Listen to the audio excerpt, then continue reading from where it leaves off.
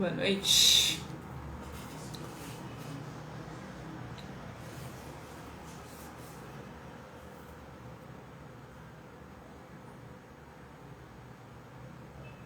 Oi, Gisele. Já recebi seu convite.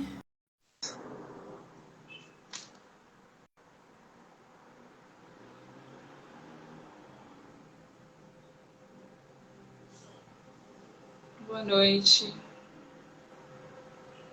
Oi. Deixa eu arrumar aqui. Tudo bom, Thalita? Tudo bem? É uma expectativa, né? A entrada, né? Então, como é a primeira vez que eu faço isso, eu falei, meu Deus do céu, será que a hora que entrar vai entrar? Mas deu tudo certo. Você me ouve bem? Ouço perfeitamente. E você, tá me ouvindo? Tá ótimo. Obrigada, Gisele. Vamos só esperar uns minutinhos que a gente entra um pouquinho Claro, antes. E aí o pessoal o tá pessoal tá entrando. entrando. Ah, tem alguém aqui que mandou, deixa eu ver aqui. Uma boa noite, pessoal mandando boa noite. Vamos aguardar Boa o pessoal ir noite. entrando, né? Porque até o Instagram avisar que a gente está ao vivo para as pessoas, e o pessoal vai Claro, entrando, vamos dar uns minutinhos. não tem problema algum. Legal. Vivian tá entrando, Maiara, sejam bem-vindas. Cláudia também entrou. Excelente. Oi, Vivi, minha amiga. Ah, legal. É bom que cada Boa live noite, Cláudia. traz novas pessoas conhecem as letradas e vão entrando na roda, Sim. conhecendo as discussões. Isso é bem bacana. Assim. Ah, não, com certeza, né? E a gente aproveitar esse momento para fazer essa conexão tão importante, né, Thalita, entre São Paulo e o interior, né? Não é? Quem sabe, né? É ânsia na fala. Você não fala. também é de Araraquara, tá? Ah, que legal. Sim, sim. Então é muito legal a gente pensar em possibilidades, né, Thalita, de juntar os grupos, né? Pensar em intercâmbios de pesquisa. Vai formando uma rede, né? Acho que essa é a possibilidade das redes sociais, da tecnologia, a gente conseguir conversar com pessoas né, do interior de São Paulo, de outros lugares do Brasil. As letradas já receberam convidadas de Belo Horizonte, então isso é bem legal. Sim. Para quem está Eu chegando, sou muito. para quem está chegando, sejam bem-vindos. E eu não sei se vocês conhecem o projeto das letradas, então eu vou comentar um pouquinho sobre o que é para a gente começar o papo. As Letradas e Confinadas começaram em maio do ano passado como um projeto de quarentena entre três amigas e estudiosas de literatura, que sou eu, Thalita Mochiuchi, a Cláudia Vasconcelos e a Lívia Bueloni. No início, a gente ia fazer conversas sobre literatura, sobre o que a gente andava lendo, estudando, e aí aos poucos a gente foi um pouco encontrando a vocação das letradas, que é um espaço para a gente conversar, dialogar com pesquisadores, né, de vários lugares do Brasil, da área dos estudos literários. Essa, acho que a gente já fez mais de 30 lives. Eu perdi a conta de qual é o número exato dessa. E é muito legal a gente ter esse intercâmbio com os pesquisadores e também agradecer a Gisele por ter aceito o convite para conversar conosco hoje sobre o tema literatura brasileira em tempo de barbárie. Então, muito obrigada, Gisele. Eu que agradeço, viu, Thalita? Para mim é um prazer estar com vocês, mesmo que virtualmente, né? Você, a Lívia, a Cláudia, né? Eu me senti muito honrada com o convite. E eu gostaria, assim, o que eu mais gostaria agora é que fosse presencial, né? Mas As condições eu acho ainda que não estar juntos permitem. virtualmente. Mas estar juntos virtualmente também é muito bom. Estou muito contente, viu? Agradeço. Obrigada. Então, deixa eu apresentar agora a Gisele. Eu vou ler aqui para apresentar direitinho e não esquecer nada. Então, a Gisele Frigueto é doutora em Letras pelo Programa de Pós-Graduação em Teoria Literária e Literatura Comparada da USP. Ela trabalhou como professora colaboradora no programa de pós-graduação de estudos de literatura da Universidade Federal de São Carlos, onde a Gisele também fez o curso de letras, e fez doutorado pelo programa de pós-graduação de estudos literários da Unesp. E atualmente ela é bolsista do programa de especialização em soluções inovadoras em educação à distância da Univesp. Então já transitou bastante pelas universidades paulistas, né, Gisele? Muito legal. E aí, esse tema que a gente vai falar hoje, né, a literatura brasileira em tempo de barbárie, faz parte do estudo da Gisele, né, de pós-doutorado.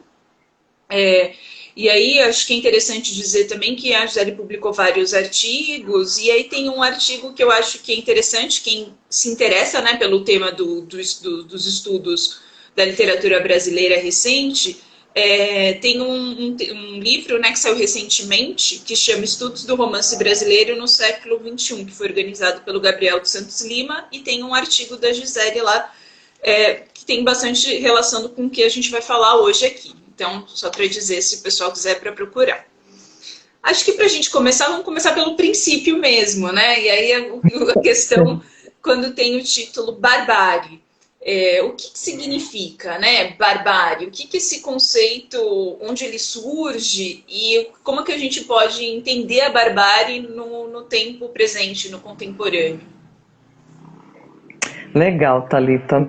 Tem um livro muito bacana que é chamado A Barbárie Interior, do Jean-François Mattei, e ele vai rastrear, né, ao começo de uma ideia de barbárie entre os gregos. Então, para ele, os primeiros escritos em que eu tenho isso colocado, né, um deles vai ser a República de Platão, né, que vai se pensar o outro como um outro bárbaro no sentido de um outro destituído de cultura, né, de um outro inferior, né, em algum sentido. Mas o sentido ele vai mesmo se consolidar no latim, né, porque o exército romano, o Império Romano, chamava de bárbaros todos os povos que fossem estrangeiros, né? Porque então é essa ideia, né?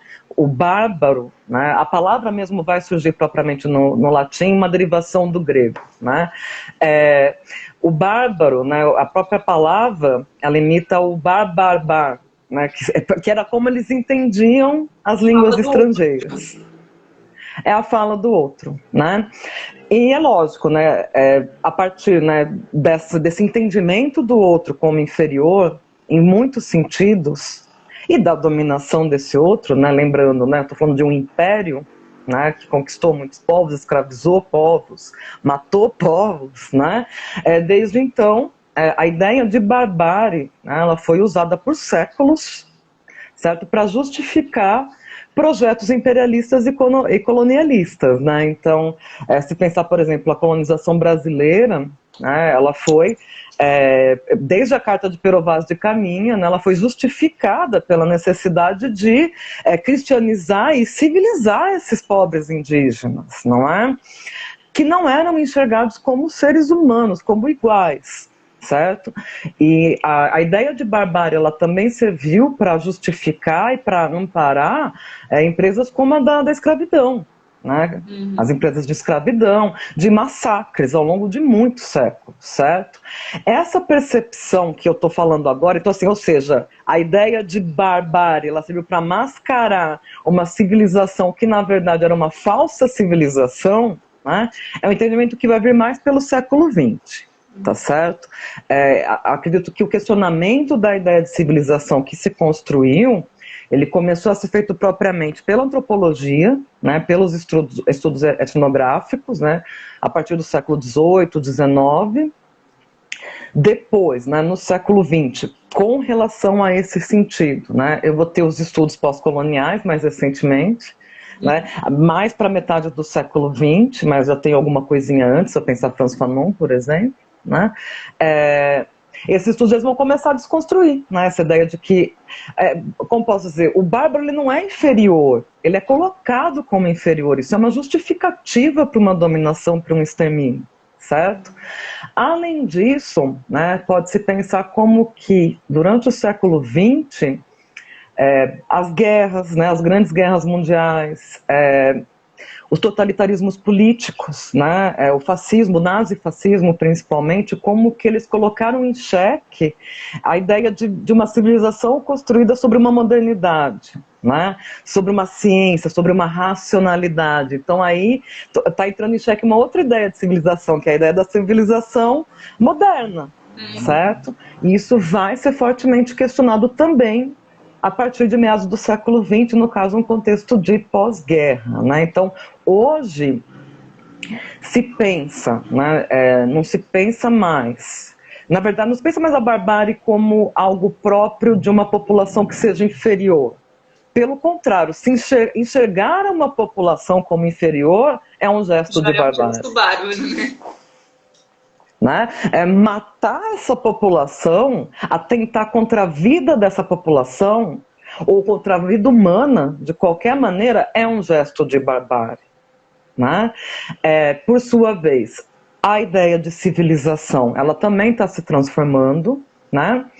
E a ideia de civilização eu vejo, sabe, Thalita, que ela se equipara, né, a uma espécie de utopia, tá? Eu posso falar um pouco melhor disso depois. Mas ela tem a ver com o ideal de uma humanidade, né? De sociedades que consigam conviver entre si, cujos indivíduos consigam conviver entre si, em respeito às diferenças, e nas quais o princípio fundamental é o de preservação da vida humana, né? De dignidade da vida humana. Aquilo que está lá na Declaração dos Direitos Humanos. Legal, Gisele. Só um comentário, a Denise está participando da live, ela é da História, e ela comentou que na História, quando eles estudam a questão da barbárie, eles leem o Facundo Sarmiento. É só um pouco fazendo um comentário de quem está assistindo a gente. Muito obrigada. Acho interessante a gente pensar, então, isso que você falou, né, desse conceito que vai mudando ao longo do tempo, né? E aí você trabalha com um conceito, então, de barbárie, que a partir, né, do entendimento mais moderno e contemporâneo. E aí a gente podia já ir para a literatura mesmo, pensar um pouco a questão de como é que você enxerga, vê a barbárie na literatura, né? E talvez aí eu não sei se você trabalha ou não com esses autores, mas pensar um pouco, talvez, quando a gente pensa em literatura moderna e nas guerras mundiais na Europa, do Benjamin, do Adorno, que aí também o Adorno tem uma discussão da representação da barbárie, né? No caso, ele fala da poesia, se é possível ou não depois de Auschwitz. Sim. Denise, acho que o Matei, eu acho ele muito didático, mas a minha pesquisa mesmo, a base dela é Adorno. É Adorno, é Walter Benjamin e também Hannah Arendt, né? Eu acho que para pensar a barbárie é fundamental ler Hannah Arendt, né? Pensando como que isso vai, né, se manifestar em literatura. Eu vou começar falando de um contexto mais local, mas depois eu vou falar de um livro que tem a ver com um contexto estrangeiro, tá? A minha pesquisa, ela surgiu de uma pesquisa de doutorado, né, na qual um dos objetos era um romance do Bernardo Carvalho. O Bernardo Carvalho é um escritor brasileiro profundamente preocupado com o tema da barbárie.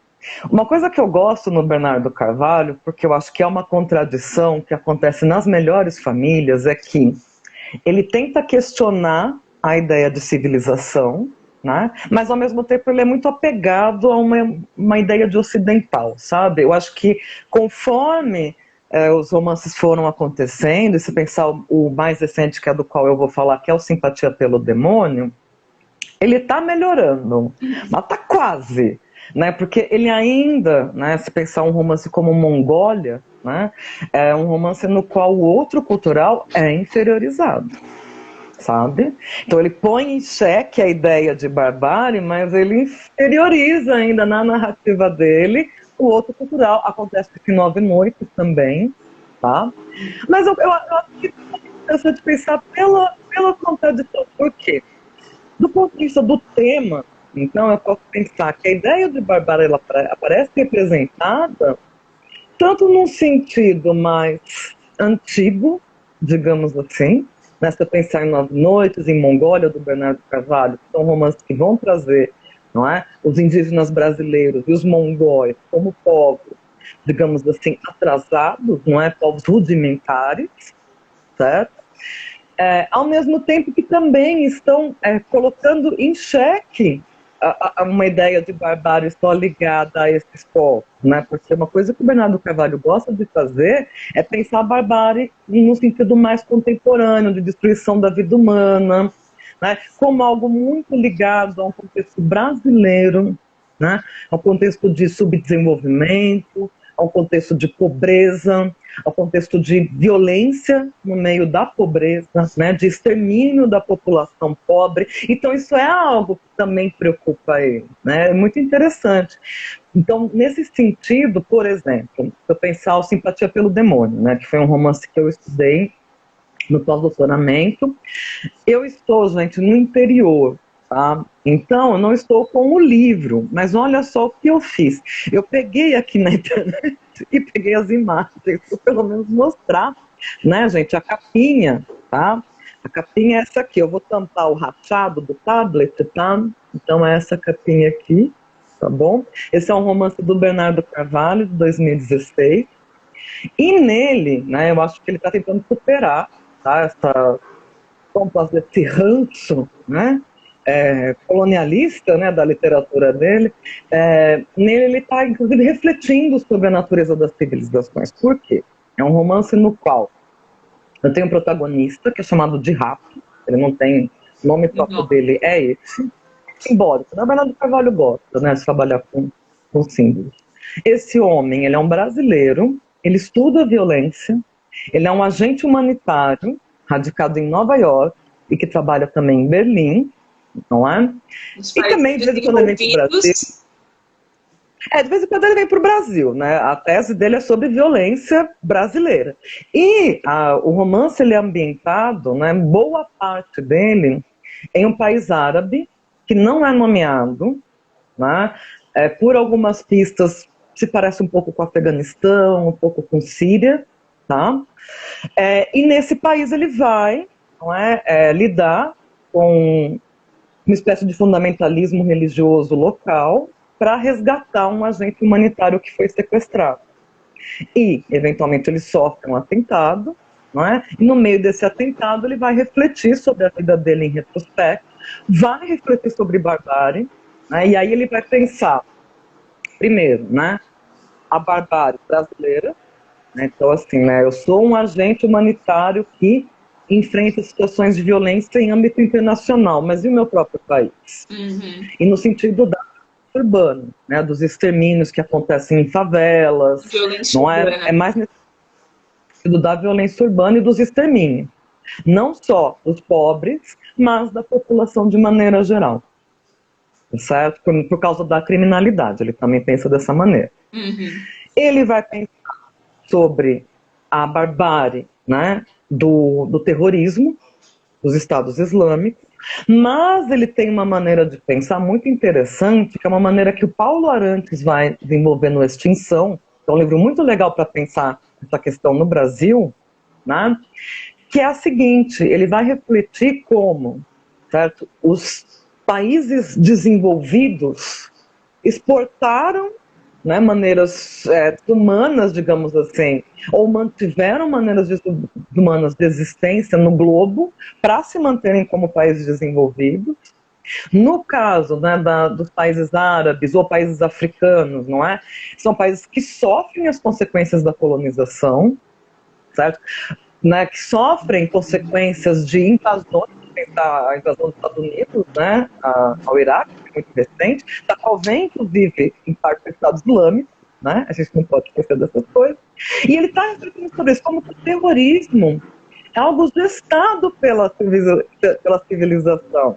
É como se o que a civilização causou para se constituir, né, no caso dos países desenvolvidos, vai gestar esse terrorismo que eventualmente vai se voltar contra ela. Uhum. Tanto personagens desse romance morrem nos ataques terroristas de Paris. Né? Então, ele está abordando vários temas que eu posso pensar, né, como manifestações de barbárie. É um romance que traz muito para o primeiro plano, né? Assim como o tema mesmo, a questão da barbárie contemporânea, né? E aí é isso, num Sim. eixo tanto local, brasileiro, né, quanto internacional, e aí o internacional é internacional mesmo, né, porque tem os países europeus, tem o Oriente Médio, né. O Bernardo Carvalho ele tem, né, essa abordagem mais cosmopolita dos temas, não é? E também mais, como posso dizer, nesse romance, né, o Simpatia pelo Demônio, o demônio é a barbárie, o demônio é a violência e também, nesse caso, o demônio é um parceiro amoroso do protagonista, né, com o qual o protagonista vai desenvolver uma relação que se torna sádica, né? Uma relação que envolve violência em vários níveis, né?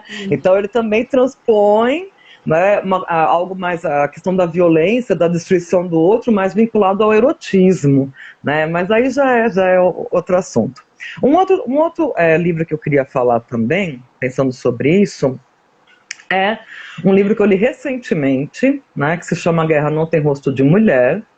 É um livro publicado em 1985 pela Svetlana Alexievich, que é uma escritora bielorrussa, certo?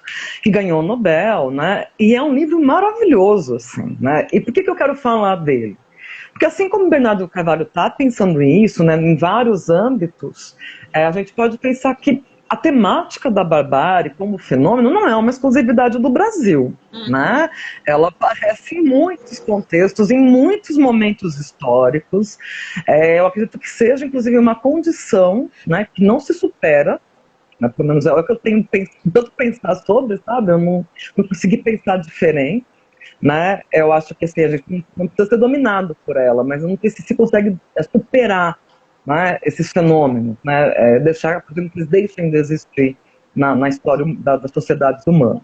Bom, a Svetlana, né, e pensando nisso, a Svetlana ela escreveu um livro que vai falar justamente sobre a importância como posso dizer, da memória, né, porque eu acho que se tem uma coisa que a gente pode pensar em como lidar ou talvez, como posso dizer, evitar que a barbárie nos domine, sabe? É olhar a história, Não tem né? E a um Svetlana apagamento, né? Um silenciamento desses episódios, mas sim rememorar, recontar, né? Fazer sem relembrar. recontar, conhecer, não é para que a história não se repita, né? E a Svetlana ela está trazendo, né, histórias da Segunda Guerra Mundial, não é? No caso, o recorte é a Rússia, né? É a invasão, né, que a Rússia sofreu da parte dos alemães, né, como que a Rússia, né, batalhou na Segunda Guerra, e um dado da história que é pouco investigado, que é a participação das mulheres, não é, na guerra. Então, a Svetlana ela traz relatos, e é muito interessante, porque é um livro, certo, que eu não é um livro de ficção, né, mas também não é um livro de história, né, no sentido mais tradicional, um livro de microhistória, né, mas em que há o papel da subjetividade. São vários relatos de muitas mulheres que atuaram em muitos lugares e momentos da Segunda Grande Guerra, né, tanto no front, como na parte dos cuidados, não é? Cozinha, hospital, as mulheres que ficaram, não é? As mulheres que foram prisioneiras, as mulheres que foram guerrilheiras, né? Porque houve a resistência. Então, são relatos incríveis e muito dolorosos, né? Porque a experiência de guerra, não é uma experiência de massacre. É uma das experiências de massacre que se tem. Né? A experiência de guerra é uma experiência de massacre, não é?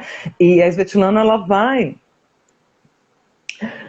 Lívia, a Svetlana, ela ouviu depoimentos por anos. Ela começou no final dos anos 70 e foi coletando e coletando e mandando cartas, indo visitar as pessoas, indo a eventos. E quanto mais ela conversava com as pessoas, mais cartas ela recebia. Ela ficou, acredito que uns 5, 6 anos, certo? Só ouvindo essas vozes para produzir esse livro. Não é? É algo impressionante. E o que me suscita, né, ler a Svetlana é como que o fenômeno, né, a dor que a barbárie causa, enfim, não é brasileiro. né?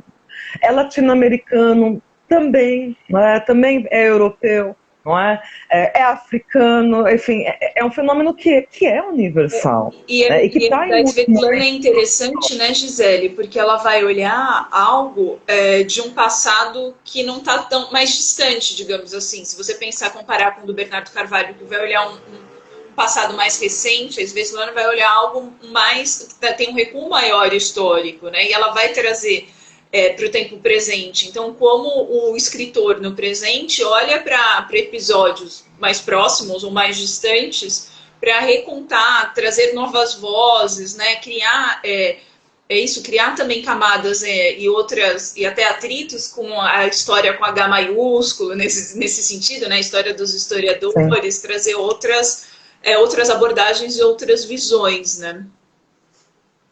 O que eu acho bonito nisso é que, pensando as teses sobre a história do Walter Benjamin e a própria ideia de história em Marx, né, de contestar essa história linear, né, pensar que a história ela é cíclica, né, em que eu posso ter, como posso dizer, acontecimentos que se repetem, às vezes como tragédia, às vezes como farsa, né, como o Marx vai dizer lá no 18 Brumário, né, e pensando no tese sobre a história do Walter Benjamin, como que conhecer a história daqueles que foram massacrados, não é? A história dos vencidos, ou a história do minúsculo corpo humano, né, no meio desses grandes eventos, dessas grandes narrativas, não é? Eu acho que existe essa virada mesmo, que aconteceu, acredito que nos estudos históricos, né, a partir dos anos 60, 70, né, de olhar por esse viés. E olhar nesse viés da contramão de uma grande história é uma possibilidade de humanidade. Eu enxergo isso, né? E aí se coloca de novo, né, a necessidade de lembrar. A necessidade de lembrar e de guardar a memória, né? E que aí eu posso pensar, né, no movimento recente da memória dos escravizados, né? Dos descendentes dos escravizados, por exemplo. Aí eu acho que seria interessante, porque isso você falou, né, dos temas da barbárie nesses dois autores, a barbárie como um tema, e aí eu acho que também se impõe um desafio para o escritor, que é como representar a barbárie, como é que como a linguagem pode relembrar, como se fazer isso? Você tem escolhas estéticas, caminhos possíveis, né? Eu acho que se a gente pudesse comentar um pouco, se você quiser comentar um pouco, como você enxerga, por exemplo, o modo de representação, nesse caso, da simpatia pelo demônio do Bernardo Carvalho, como você vê também essa questão, no caso da própria Svetlana, que está trabalhando no terreno da não ficção, mas com certeza utiliza procedimentos literários para contar essa história. Então, um pouco se você pudesse comentar esse modo de representar a barbárie. Sim, eu penso de duas maneiras, não é? A primeira maneira é pela via da sobrevivência do realismo como forma, né? Não é mais o realismo formal, né, do século XVIII, século XIX, o realismo social também, né, do século do romanção, né, do século XIX. Afinal de contas, eu tive os modernismos, né, o que antecedeu os modernismos, enfim, né, isso a gente não pode ignorar. Então, a partir disso, né, a Tânia Pellegrini, ela vai pensar, e eu acho isso muito interessante, ela tem um livro sobre isso, inclusive, ela vai pensar o realismo como refração, né? A sobrevivência do realismo como refração. Como assim? Eu posso ter subjetividade, eu posso ter fragmentação, certo? Eu posso ter descentramentos, certo? Inclusive identitários, mas nas frestas, né? É como se fosse um prisma, né? Então, nas festas, eu tenho uma sociedade que se representa. Então, como que ela entende realismo, né, a partir daí? Então, as relações necessárias entre literatura e sociedade, como que elas se fazem representar. E ela usa, né, um conceito muito interessante, que é do Raymond Williams, que é o de mediação. Nesse sentido, a literatura, né, no Raymond Williams, em Marxismo e Literatura, ela é como posso dizer, ela é um processo social em si, que vai dialogar e trazer no bojo dela outros processos sociais. né? E a partir disso, né, a Tânia ela vai interpretar, isso tem muito a ver também com aquele ensaio lindíssimo do Antônio Cândido, que é a literatura em subdesenvolvimento, não é? Como que essa sobrevivência, ela tem a ver com muitas coisas, né? Com a própria forma do romance, né? O realismo, ele é uma forma que, o romance ele nasce realista, certo? De certa maneira, como posso dizer, o realismo ele é também, né, se pensar dentro de um mercado, né, ele é mais legível, digamos assim, né, como forma, e também pela permanência, né, de uma espécie de reação dos escritores ao que ela chama de mundo hostil, né? Então, no caso do escritor brasileiro, né, essa percepção ela é mais aguda. Veja, do escritor brasileiro, latino-americano, de nações, né, africano, né? Então, assim, quando se vive em mundos hostis, que interessam e muito, né, a uma divisão mundial do trabalho, né, a gente, mas assim, né, nós não estamos onde estamos só porque, enfim, né, não é só Brasil, é todo um contexto de relações de dependência, né? Bom, então ela vai pensar como que viver nesse contexto impele o escritor a representá-lo. E aí, né, nesse lado, eu vou usar como exemplo, 2 exemplos, tá? Que aí, por meio do outro, eu desenvolvo a outra ideia que eu tenho.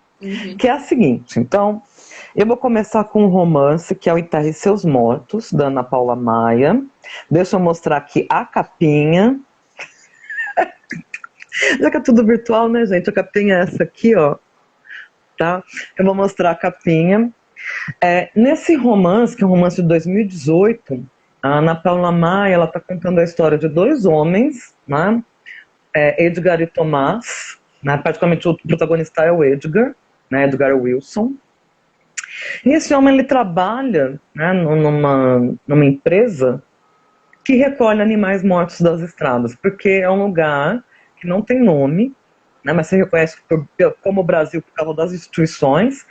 É um lugar onde muitos animais morrem nas estradas. Então, o trabalho dele é recolher esses animais mortos, triturá-los, né, e se livrar dos restos. Né. Ao longo do caminho desse homem, né, então, ele percebe, por exemplo, como que pessoas têm, né, transporte para ir para um hospital. Né, então, você vê que é uma região bastante pouco desenvolvida, né, bastante inóspita, né, não tem muito acesso ao hospital naquela população. Né, então, ou seja, os animais morrem e são retirados da estrada. As pessoas precisam ir para um hospital e não tem quem as leve. Né? As pessoas sofrem acidentes e eles não podem mexer nessas pessoas, transportá-las, porque o trabalho deles é tirar os animais, não as pessoas. Né? E no meio de tudo isso ele vai encontrar um corpo, né? Um corpo de uma mulher que está abandonado, né? Enforcado numa árvore, né? Sendo comido por abutres, cercado por abutres, né? Ou seja, né? Eu estou pensando num contexto, né? Um contexto brasileiro, né? Em que pessoas morrem e o valor da vida humana não é nenhuma, né? E ele se compadece, né, porque ele entende que ele pode ter esse mesmo destino. Então, o romance é a saga, né, a via crucis desse homem para encontrar um destino para esse corpo, né, enterrar esse corpo. Então, e aí eu não vou falar mais. Uma dignidade no momento da morte, né, a mínima dignidade. Assim. Sim. Numa sociedade que, inclusive, tem uma cena que é muito legal, ele vê um batismo no rio, sabe? Né, ele pensa nessa sociedade onde os religiosos, né, em vez de eles praticarem o amor, né, eles praticam o ódio. Interessante, né? Muito interessante. Também a esse contexto, né, contemporâneo. Sabe uma coisa que seria interessante, se você puder contar pra gente, que eu achei interessante quando a gente conversou? Você estava falando, né, que porque a Ana Paula Maia é uma escritora super contemporânea, né? Mas você tinha comentado sobre que na literatura brasileira dos anos 80 tinha uma permanência do realismo brutalista. E aí você citou como exemplo Rubem Fonseca, o Dalton Trevisan. Sim. E aí um pouco quanto a Ana Paula Maia se aproxima ou se distancia desse tipo de realismo, brutalismo, digamos, a temática é tão bárbara quanto, mas como que ela né, representa, faz, como ela formaliza essa realidade? É uma ótima pergunta, por quê? O que acontece, né? Esse lugar do qual eu tô falando, ele não tem um nome. Não tem um nome, não é uma cidade, é um lugar. Né? Então, mas ele tem ML, né? Ele tem polícia militar. Então, assim, isso é Brasil, né? Entre várias coisas, consigo perceber que é Brasil. Tá? Então, mas eu não tenho, por exemplo, uma topografia dada, certo? Mas, fora isso, né, eu vejo como uma narrativa mais realista, num sentido mais tradicional, né? Eu tenho momentos do que a gente chama de realismo de choque, tá? Eu vou citar um. Então, enquanto eles procuram um lugar para esse corpo, e depois, enfim, tem mais coisa, eles vão para o ML, só que assim, não tem lugar no ML. Uhum. Porque é muita gente anônima morta.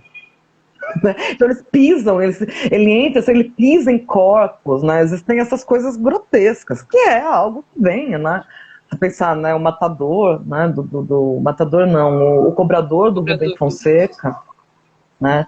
O cobrador do Rubem Fonseca, Feliz Ano Novo do Rubem Fonseca, então assim, são histórias que, né, você tem uma semelhança. O que eu acho que é uma novidade aí, né? É justamente pensar, né, o título Enterre Seus Mortos, a motivação do Edgar em procurar um lugar para esse corpo, as reflexões do personagem, tem um sentido mítico. Essa coisa do não lugar, desse lugar não nomeado, tem um sentido mítico, um sentido até transcendental. Isso é uma coisa que, por exemplo, é diferente. Então, eu acredito que existe a sobrevivência do realismo, mas convivendo, né, com outros estilos, com outras possibilidades. E aí eu venho na outra chave, né, que eu interpreto a representação da barbárie do ponto de vista formal. Né? Então, a sobrevivência do realismo, certo? E esse realismo, ele sobrevive e convive, né, com a interdição da narrativa. Né? Ou seja, aquela interdição da qual o Adorno vai tratar, né? Então ele vai dizer, como que eu, né, no texto dele, que não é a posição do narrador no romance contemporâneo, acho que é crítica cultural e sociedade, alguma coisa assim, que ele fala, né, como que pode existir lírica depois de Auschwitz? Né? E vai dizer, né, e como que eu vou narrar a vida depois de tudo que aconteceu? Né? Mas, para qualquer narrativa, eu tenho que narrar. Então, Como solucionar esse impasse, né? esse impasse. É lógico, eu estou pensando numa escrita como a de um Beckett, por exemplo. Né? Mas se a gente pensar, então, agora eu venho para o meu outro exemplo, né? Que eu vou mostrar de novo a capinha, porque eu fiz o meu print aqui. Há um momentinho que eu tenho que fazer meu. Então eu vou mostrar aqui. Eu quero fazer uma consideração em relação às duas capas que você mostrou antes. As duas têm como predominância o elemento vermelho, né? E as duas você tem, por exemplo, no do Bernardo Carvalho, um homem enforcado. E a da Enterre Seus Mortos, da Ana Paula Maia, você tem o homem que vê uma mulher enforcada. Né? Então, só uns elementos em comum entre os dois. Assim, não, é um urubu. Não, esse é um abutre, olha. E no do Bernardo Carvalho você tem né, é um abutre. Pessoas e um homem e uma pessoa, um homem, não dá pra enforcado, né? É um urso, você vê que pode ser um homem, pode ser um animal, mas é uma cena de, não é de né, de violência, e não é só isso não, ó, da Svetlana também é vermelho. É a cor do sangue, né, gente? É a cor da carne, né? Esse aqui é diferentão, tá? Esse aqui é é uma espécie de buraco negro, é como se fossem as ondas magnéticas de um buraco negro, algo assim. Tudo bem? Esse é O Noite Dentro da Noite, de Joca Raines Terron. É um romance de 2017. E nele, então, eu tenho, né, se eu pensar do ponto de vista social, né, eu tenho todo um resgate de vários momentos históricos, certo? Totalitários ou de exceção, né? no sentido político, tá? Então, ele vai abordar a ditadura militar brasileira, ele vai abordar o Estado Novo, o nazifascismo alemão e um bocadinho de redemocratização, né? Mas a sobrevivência de uma, né, de formas, né, de manifestações de barbárie no seio da redemocratização brasileira, né? Então, ele vai fazer isso, mas como que ele faz isso? Primeiro, né, o livro é muito interessante porque o subtítulo é uma autobiografia. Só que é uma autobiografia que traz alguns elementos da biografia do escritor, né? Então, o fato de a família dele ter tido realmente, né, um papel muito ativo, não é, na luta na luta armada, né, contra a ditadura militar. O nome, né, dos personagens, que são os Reiners, certo? É um evento, né, que é muito importante, né, que é o fato de que o Joca Rainer Sterron sofreu um acidente durante a infância, né, um acidente bastante grave, né, durante a infância. O protagonista também sofre, só que o protagonista ele vai desenvolver uma língua bífida, né, vai ficar mudo, vai perder a memória, né, e vai começar a entender que aquela família na qual ele cresce não é bem, pode ser que não seja bem a família dele. E a configuração espacial, só para a gente poder comparar com os outros 3 romances, porque no do Bernardo Carvalho você tem um espaço cosmopolita, no caso da Ana Paula Maia você tem um espaço mais mítico, né? Assim, que você encontra correspondências com o Brasil, mas não está nomeado, não está tão explícito. E nesse No Noite Dentro da Noite, qual é o espaço? Eu acho que tem a ver muito com... Nesse ponto é bem autobiográfico, né? Porque é isso, o Joca Rainer Sterron, ele é um descendente de alemães, né, que fizeram parte, certo, de um projeto chamado Nova Germânia, que aconteceu lá no Mato Grosso, né? E que foi nada mais do que uma continuidade de todo um processo de extermínio, né, da população indígena local, certo, né? E de alocação, né, dentro daquela ideia bonita, né, de embranquecimento da população brasileira, mas aí já voltada para uma imigração, né, durante a Segunda Guerra Mundial, certo? De abrigar esses alemães, né, nesse espaço do Mato Grosso, né? Então, o romance ele se desenvolve, eu posso pensar, em 3 lugares principais, né? Mato Grosso, certo? Mato Grosso é um lugar chamado Curva de Rio Sujo, que é o nome do primeiro livro, de um dos primeiros livros do Joca Rainers, inclusive, né? Curva de Rio Sujo, que é limítrofe com Paraguai, né? Ilha Grande, né, que é onde fica o presídio Cândido Mendes, né, que já é a ambientação do Estado Novo. O Araguaia, né, pensando na guerrilha do Araguaia, porque um dos personagens está envolvido nessa guerrilha. E a Alemanha nazifascista, né, campo de concentração. Uma coisa que é importante dizer é isso, então, ele traz todas essas... Veja, eu falei de vários lugares, e tem mais lugares. Tem a casa da Hilda Hilst. Assim, o romance, qual que é a característica dele, né? Ele é descentrado. Ele é descentrado, são várias... É uma noite dentro da noite, por quê? Tem a história desse personagem que perde a memória, né? Tem a história do tio dele, tem a história do tio dele que encontra outro cara, que vai encontrar outro cara, que vai... E assim, e é uma história que sai de dentro da outra, uma ambientação de dentro da outra, e uma característica muito interessante nesse romance é que ele é narrado em segunda pessoa. Por quê? Esse protagonista ele não tem memória. Quem conta a história dele para ele, né, é um personagem que é o Kurt Meyer Clason, né, que foi desenvolvido a partir de um personagem histórico, né, que foi o Kurt Meyer Clason, ele foi como posso dizer, um sujeito que imigrou para o Brasil durante a Segunda Guerra, foi acusado de espionagem, foi preso no Cândido Mendes, se tornou um exímio tradutor lá dentro, um humanista. Foi ele que ele fez uma tradução do Grande Sertão Veredas para o alemão. E até hoje não se sabe se ele foi de fato um espião, né? Porque ele nega, ele afirma que ele confessou sob tortura. E é esse personagem que vai contar para o protagonista várias e várias histórias que aconteceram com ele, que aconteceram com outras pessoas. Depois o tio dele também conta a história dele para ele. Depois ele pega fitas cassete que a mãe mandou para ele, né? Então, ou seja, é um personagem cuja história se conta a partir do que os outros podem contar, porque ele não lembra. Isso aí Eu não tenho certeza é interessante essa estrutura, né? Ele não lembra da própria história, uma outra pessoa conta a vida dele para ele. E aí, pelo que você está contando dessa estrutura narrativa e mesmo dos espaços, é um romance que se configura de uma maneira muito diferente dos anteriores, né? Nesse sentido do Bernardo Carvalho e da Ana Paula Maia. É mais experimental, digamos assim, né? Mais problematiza mais as próprias convenções do romance realista, né? E tem elementos do estranho, elementos do fantástico, elementos de lírico, né?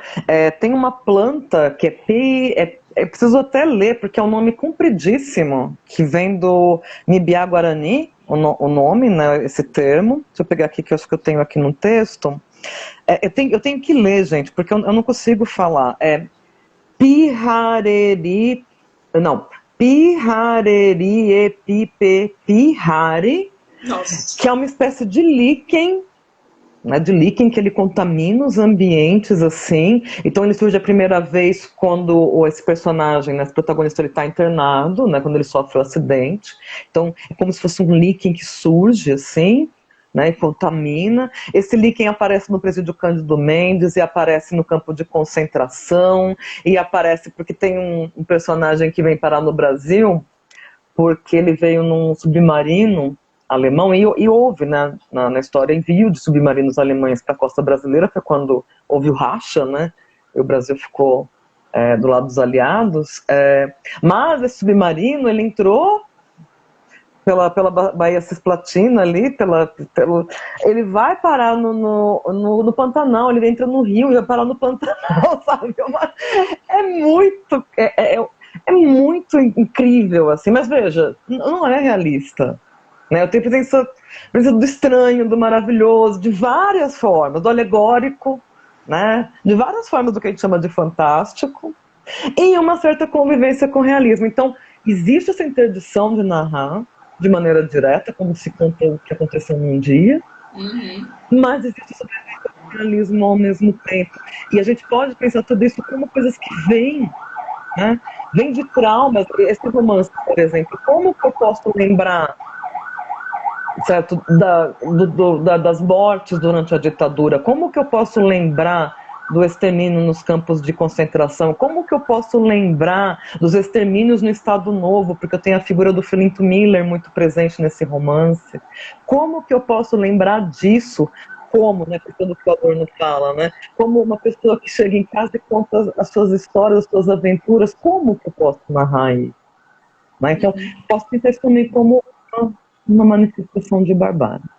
Ele problematiza essa questão da memória, né? E como é isso, né?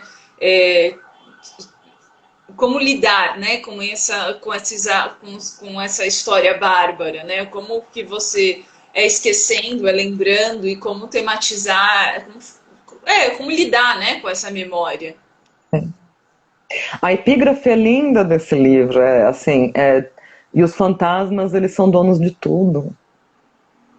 Né? E é por isso que eu retomo, né? Tem um texto que é muito bonito, que é um texto que acho que todo mundo aqui conhece, né? Que é o contemporâneo do George Agamben, né?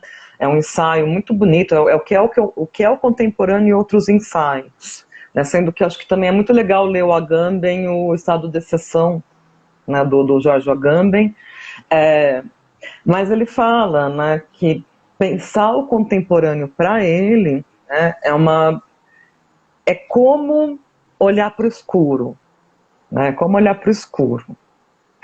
E Mas, né, ele acha que pensar o contemporâneo exige um distanciamento, porque se você se perde no escuro, você não entende o que está acontecendo. Você também é escuridão, né? Então, Como se olhar você para o fosse escuro para entrasse naquele enxergar o buraco negro, né, escuro. que tem na capa, né? Se você fosse engolido ali. Sim, sim. Entrar no escuro para enxergar o escuro, né? Mas conseguir enxergar dentro do escuro uma luz. E como a luz de uma estrela, ela viaja no tempo até chegar ao seu olho, até ele registrar essa luz, que é a luz da história. O que eu acho importante, né? Porque esses romances, sejam aqueles que falam de um tempo do presente, sempre sendo aqueles que falam do passado, eles estão falando da história. E de uma história que é marcada por aquilo que hoje se entende como necropolítica. Né? A necropolítica ela não é recente. A necropolítica lá no texto do Achille Mbembe está lá. A escravidão foi necropolítica. Né? As formas de imperialismo se construíram sobre necropolítica. A gente vive hoje necropolítica. Né? Então, acho que olhar para a memória, olhar para a história, né, é uma maneira de pelo menos entender. E não naturalizar. O perigo está na naturalização da barbárie, que é uma coisa que a gente vive hoje. Né? A Luciana comentou que você falou da luz, né? Ela usou a imagem do vagalumes, como vagalumes. Sim. E tem uma pergunta da Vivi Furlan, ela pergunta: como você acha que podemos ler Mulheres Empilhadas, de Patrícia Mello, pela ótica da barbárie? Então, Mulheres Empilhadas, da Patrícia Mello, foi um livro que eu li num projeto que eu tive com a Vivian e com a Larissa Lisboa, né, que era o Botecon Literário, que era um projeto que a gente ficava bebendo e falando de literatura lá no começo da pandemia. Legal. Sim, não, foi ótimo.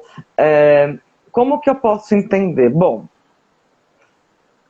uma sociedade, né, em que a vida de uma mulher vale pouco, como a sociedade brasileira, né, uma sociedade que admite que se matem mulheres, como se mata no Brasil, e esse romance ele está abordando isso, né, que no caso eu queria até me lembrar, mas é de uma menina, né, não é só de mulheres, é de meninas. Não é? É o abuso e o assassinato de meninas por serem mulheres, são feminicídios. Certo? País em que isso seja admitido, isso é admitir-se uma forma de barbárie, porque é uma banalização. Mas e vejam, a barbárie, né, pelo menos das coisas que eu li, o que eu pude entender, né, e aí eu discordo, porque eu comecei falando do Jean-François Mattei, mas eu discordo neles em muitos pontos, né? Porque a barbárie, para ele, né, a barbárie ela tem a ver muito com o esvaziamento do pensamento numa sociedade de consumo, como posso dizer, a exacerbação, né, das individualidades. Agora, se eu pensar numa perspectiva mais de Adorno, né, Mbembe, né, que ela já está pensando pela chave da necropolítica, são coisas diferentes, mas que se encontram, né? A barbárie ela serve para dominação. E aí, Vivi, né, como que eu enxergo isso, né? Ela Esses comentou, né, estupros. da questão de meninas indígenas, né, que é Sim, feminicídios reais. porque se não me engano, ele tem a ver com uma mulher. Se não me engano, ela foi vítima de estupro e ela vai investigar, ela é jornalista, não me lembro muito bem, e ela vai abordar uma situação de uma menina indígena que foi estuprada e morta, né? E aí, ela, como posso dizer, ela mostra nesse livro vários casos de mulheres estupradas, né? E isso é, ao mesmo tempo, um exercício de domínio e a manutenção de um domínio, que é político, né?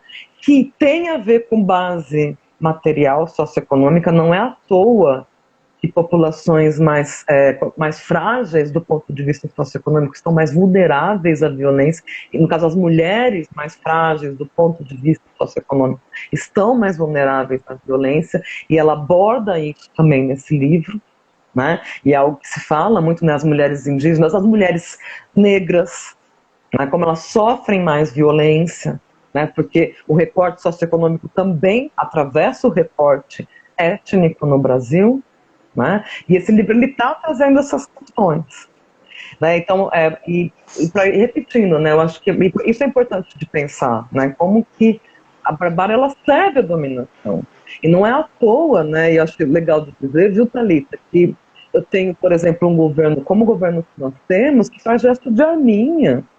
O gesto de arminha ele não é porque eles são idiotas, eles também estão, mas assim, idiotas podem ter muito poder. Se eu pensar nos episódios mais decisivos de dominação das histórias, as armas estão presentes. Quem domina é quem tem arma. Uhum. É pela arma que se exerce a barbárie. Não é à toa que esse gestinho aqui ele é tão importante. É um gesto de poder. E acho que isso é interessante também, né? Porque quando você tem o gesto corporal, né? E o que isso representa, e aí a literatura é simbólica e também é representação. Sim. Né? E o quanto Sim. a literatura pode voltar, olhar para esse passado, é isso que você falou, a concepção de bárbaro contemporânea é distinta da concepção anterior, né, que considerava inferior. E mesmo isso que você falou, o próprio conceito de necropolítica, você pode voltar para obras até não contemporâneas e olhar como esses projetos, né, estavam presentes, ou como se representou isso, e até a própria, muitas vezes a literatura representa de uma maneira que você falou, que a gente não pode naturalizar, mas também há obras porque fazem parte nas obras, como você falou do Raymond Willis, do contexto em que elas estão inseridas, né? Então também o quanto, acho que se você quiser comentar um pouco de como que quando você estuda essa estética da barbárie e quando você se apoia na questão também do conceito de necropolítica, o quanto isso também permite que você use como dispositivo para olhar a literatura, tá? Não a literatura brasileira contemporânea, mas também a mais antiga, né? Sim, eu acredito que eu tenho duas coisas aí, né? A primeira é que eu adoro falar duas ou três coisas, é mania.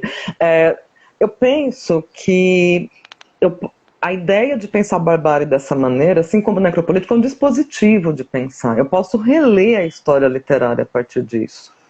Eu posso interpretar, por exemplo, o Navio Negreiro do Castro Alves como um poema que traz a barbárie como tema de maneira muito forte, né? Então eu posso reler a nossa história. Posso reler a Carta de Pero Vaz de Caminha, é o primeiro documento, né, literário brasileiro, né? Numa outra chave, né, pensando como a literatura representa, né, é que de fato dentro da minha como posso dizer, da abordagem epistemológica que eu tenho como pesquisadora de literatura, que é uma abordagem, né, de literatura e sociedade, é assim que eu entendi literatura como algo maior, né? Ou seja, a literatura ela pensa o homem, mas o homem e as suas questões, né, de um tempo, de um lugar, sendo que muitas questões humanas, né, são questões que são atemporais, e nossa, nisso tem uma beleza incrível, inclusive a própria questão da barbárie, como uma questão atemporal, como um problema atemporal, né? E aí eu acho que a literatura ela oferece uma chave, sabe, Thalita, que é uma chave muito importante para a humanização, né? Porque a gente pode entender como uma civilização, né? Que é o pensamento. Você disse até no começo. Mesmo que ela não aborde barbárie, mesmo que ela não aborde barbárie, mesmo que a literatura, né? A literatura ela como posso dizer, ela envolve o cultivo do pensar. E a Hannah Arendt, lá no Eichmann em Jerusalém, ela vai dizer, né, como que o não pensar é o que faz com que existam Eichmanns, Pazuellos, né? É o não pensar, o cumprir ordens. E você Como que disse esse não no começo a questão da utopia, né? Que envolve a questão do conceito, né, de civilização, a questão de civilização bárbaro, povos bárbaros, envolve sempre uma questão, um conceito de utopia, né? O que é uma sociedade civilizada, que é o ser humano, né? Como conviver juntos, né? De maneira digna e que respeite os direitos, né? Sim, e eu acredito que cultivar o pensamento, e isso é a opinião do Jean-François Mattei, é que eu acredito que não adianta nada cultivar o pensamento se eu não cultivo maneiras materiais de existência que sejam humanas, sabe? Uhum. Eu acho que uma coisa tem que estar com a outra, senão tem muito negócio, não. Até porque para se cultivar o pensamento você precisa ter tempo, né? Então, se você trabalha 18 horas por dia, fica um pouquinho difícil de você cultivar o seu pensamento, né? E uma coisa está atrelada à outra. Mas eu posso pensar, né, como que o cultivo... Porque, veja, se eu pensar o Noite Dentro da Noite, né, do Joca Rainer Só Ferron. emendar, desculpa te Claro. interromper, com uma pergunta aqui da Lívia, que ela pediu o que você destacaria na forma de tratar a barbárie desses diferentes autores, do Carvalho, da Maia e do Terron. Talvez pensar isso, né? Isso que você falou que a literatura estimula o pensamento, então de que maneira que eles, particular de cada um de tratar a barbárie, e como eles fazem essa intervenção, né? De colocar a questão, que questões eles nos colocam nesse sentido? Sim, eu acho que o Bernardo Carvalho, ele é um cara que tá... A questão que ele me coloca... Eu vou falar do meu ponto de vista, porque acho que a beleza da leitura é essa, né? Uhum. Por mais que a gente estude, né, a literatura ela atinge, né? A gente constrói sentidos muito próprios.